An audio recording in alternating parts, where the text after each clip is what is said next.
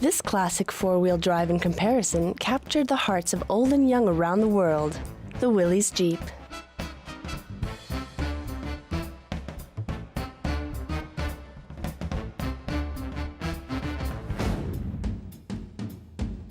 (1940) and the Second World War rages in Europe, and the United States of America sees itself compelled to enter with all their might. Initially, they don't participate directly in the fighting, but deliver resources to the Allied troops. One recognizes the need for a lightweight transport vehicle, and a tender is launched. The Willys Overland Motors of Toledo, Ohio, USA, presents the most convincing concept.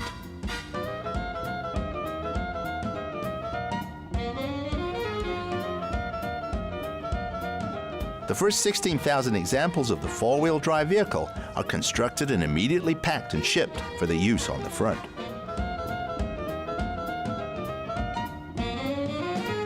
The American Army insists that this mass-produced product is supplied by two manufacturers in order to avoid complete production failure as a result of air raids.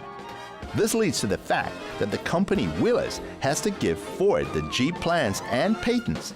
And so, almost identical vehicles also run off the assembly lines at Ford.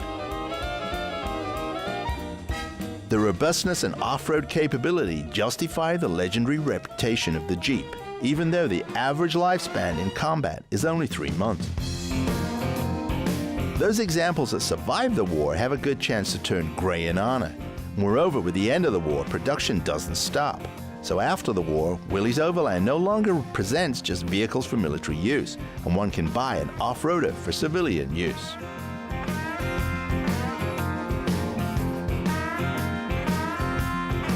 By the grace of a late birth at the end of the 40s, this model was spared the war effort, a civilian model which was trimmed visually for the military decades before. Even today, after 60 years after its creation, the Jeep convinces off-road, and due to its small external dimensions, it can easily be steered through the narrowest obstacles. The powerful, high-torque engine also contributes nicely as well.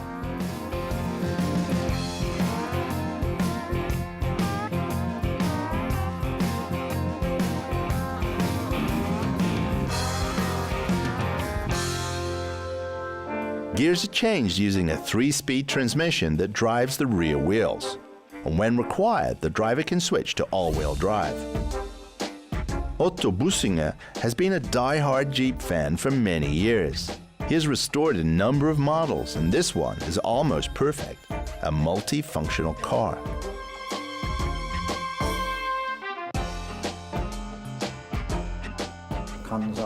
You could say I have an SUV and a classic car. It allows me to go shopping when needed. I have an open car, even a sports car, and I can even save on a motorcycle with sidecar, because the Jeep is the only car where I sit on it and not in it. I can do everything with the thing, although I'm not completely weatherproof, but for that you have another car. One can also do this without this, maybe.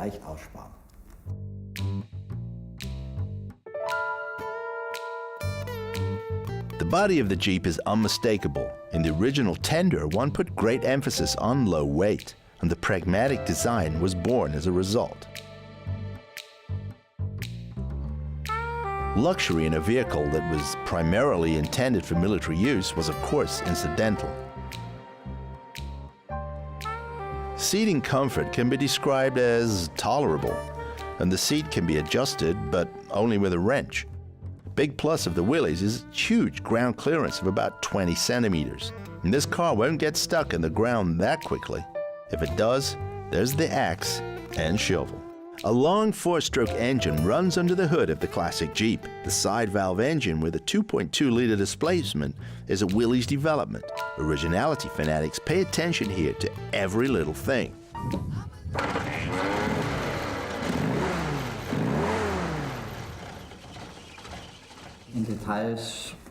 All details up to the hose clamps and spark plug sockets with rubber teat, and the original American horn that was installed from the time in these cars, and the lubricating pot holder for the original grease pot, to the original wiring with the then insulated cables and the color markings.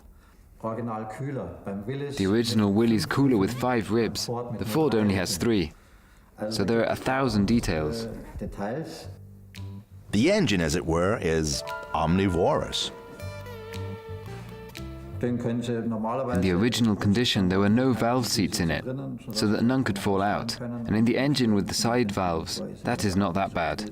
You can usually drive with normal unleaded, so bad gasoline like this one can take no longer exists. It only needs 68 octane when it burns. Original Jeeps from the first generation are much sought after. About 18,000 euros can be paid for a good example, and restoration objects are available for about half of that. The driving dynamics of the Jeep surprise. It is as nimble and quick as a flash over uneven terrain, and only at higher speeds is its temperament noticeable.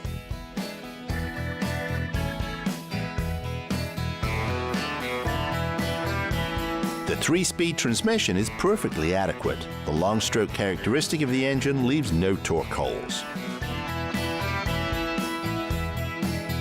The Willys Jeep didn't only help the victorious Allied powers, it helped a lot in connection with development aid and is recommended for a variety of tasks, either as a tractor or for forestry operations. This example even gets to pull trees out from the forest every now and again, using its engine-driven winch.